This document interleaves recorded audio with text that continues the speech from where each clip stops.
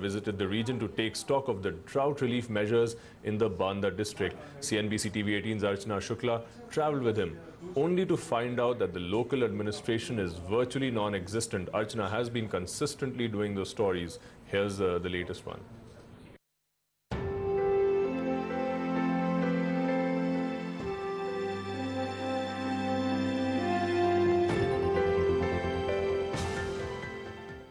Picture of the crippled administrative system here in Bundelkhand region in Uttar Pradesh, one of the regions that has been declared as worst affected because of the drought in this season.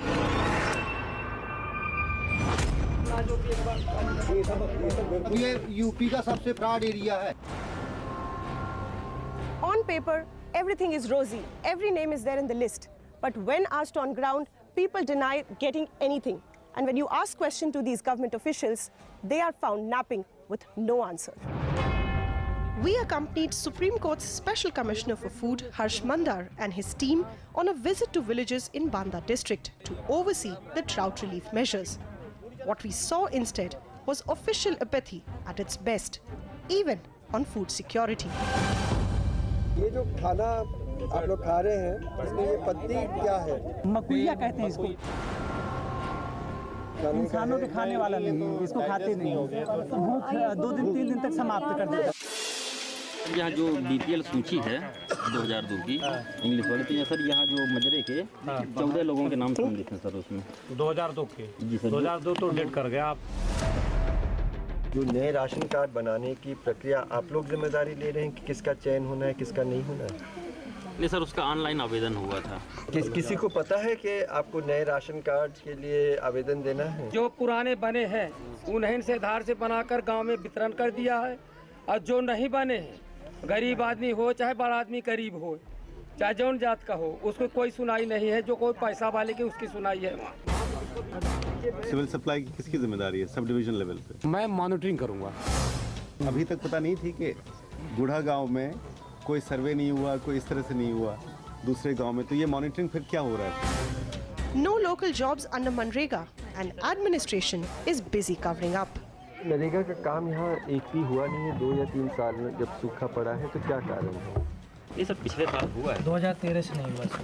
Job card रखे होंगे, मैं आपको दिखा देता हूँ, और किसी job card में चढ़ा भी नहीं है। अभी क्या तैयारी है? देखिए इतना सूखा सर, अभी 2 महीने इधर जारी रही। तो सर 2 संपर्क मार्गों की हमने स्वीकृति ली थी, लेकिन वो उसमें सर थोड़ा विवाद होने के कारण वो काम नहीं चालू हो पाया।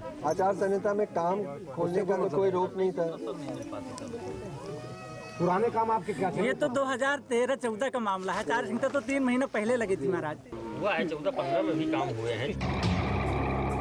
Pension schemes for old and widows have all been paralyzed.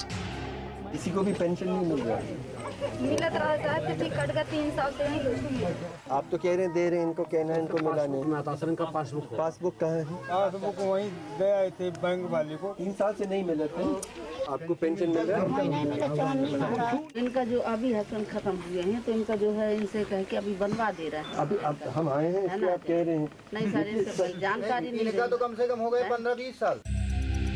आप लोग सबको एक तो बहुत शर्मिंदा होना चाहिए, और ये एक बहुत गरीब गांव है, 3 साल का सूखा है, बहुत ही दुखद बात है। मैं तो मुख्यमंत्री जी से बात करूंगा। This triggered a blame game as charges of corruption flew thick and fast. अब से कहा तो जरा देख लो महाराज, सेक्रेटरी बने हो? नहीं सर, मैं कह रहा हूँ, मैं गया था इनसे परिवार की नकल निकलवाने। 2-3 दिन मुझको वापस करके, इसके बाद जब मैंने इनको चाय नाश्ता कराया था, तब मेरी परिवार की नकल। सर जो आपको सर मुझे सजा देना हो सर दीजिए, मैंने सर पैसा नहीं लिया। सजा तो दी जाएगी तुमको। 2 साल से हो, और सर्वे 2 साल चल रहा है यहाँ पे, 2.5 साल हो गए राशन कार्ड का। Over a 2-hour-long public hearing, Harsh Mandar heard many such other stories, and what he ended up saying was this.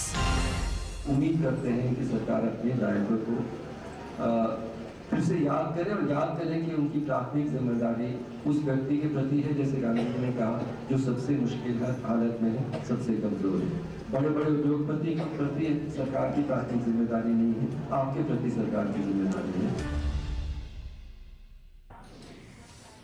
Right, so we have been highlighting that situation in Bundelkhand, and the hope is that things will change. You've seen visuals of weeping women and hungry children, essentially a starved region that has been compelled now to eat leaves that are not fit for human consumption. And the hope is that that will change, and we have been trying to highlight that story as much as we can. And that's all we have on Reporters